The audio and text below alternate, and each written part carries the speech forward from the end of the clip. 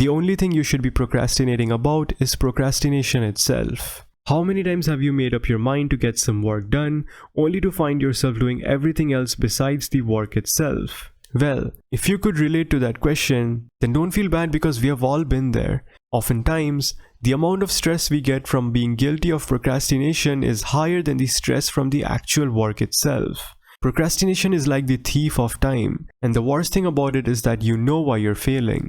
Procrastination is more like avoiding a task we said we would do, despite being aware of the negative consequences this behavior could cause. But procrastination is more complicated than just laziness or bad time management. In fact, there are various perspectives on it in each of psychology's subfields. For example, a neuropsychologist would diagnose it as a lack of executive function, which is the ability to prioritize and plan ahead. Whereas a social psychologist could view it as an issue with emotion regulation, or with attempting to avoid unpleasant sensations like stress.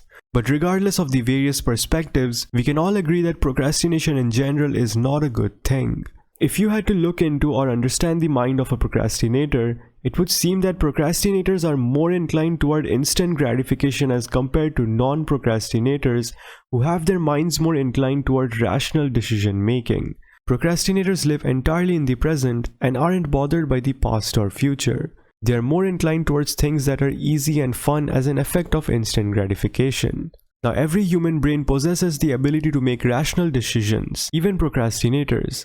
But for them, instant gratification holds more power and influences their ability to make rational decisions, which makes it difficult for them to perform tasks that are less pleasant and causes them to avoid work. When you have work to do, your brain reacts to it as an incoming event. Your amygdala, a group of neurons responsible for processing emotions and identifying threats, produces chemicals like adrenaline to trigger a fear response. The signals from your prefrontal cortex, which usually aid in helping you think rationally and controlling your emotions, might be overwhelmed by this type of pressure induced from fear. And it's during this period of fight, flight, or freeze response that you choose to deal with the threat by ignoring it in favor of something less demanding.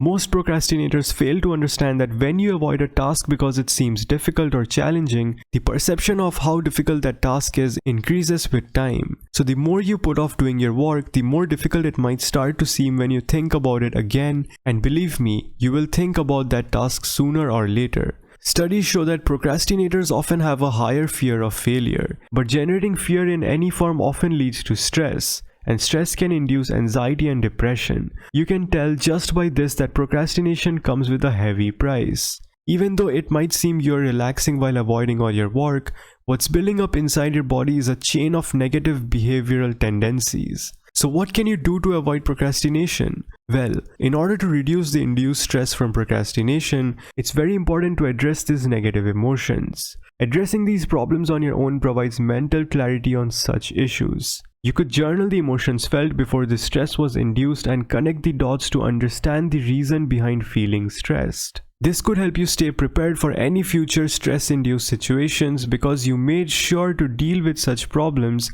by addressing your emotions. So the next time, stress induced by procrastination won't feel like an unknown territory, but more like a familiar one. Since procrastination and instant gratification go hand in hand, it's pretty obvious to set aside distractions when you decide to work on something. When you have a lot of distractions, it's never going to be easy to focus on a single task. And lastly, remember the reason or objective behind your work, because procrastination can be a way to avoid doing something that we perceive as unpleasant or boring in the short term. And due to this, we often forget the long-term benefit behind our set objective. And by the way, if you reach the end of this video, you should be proud of yourself. Because hey, you didn't procrastinate through the video midway and decide to watch it later.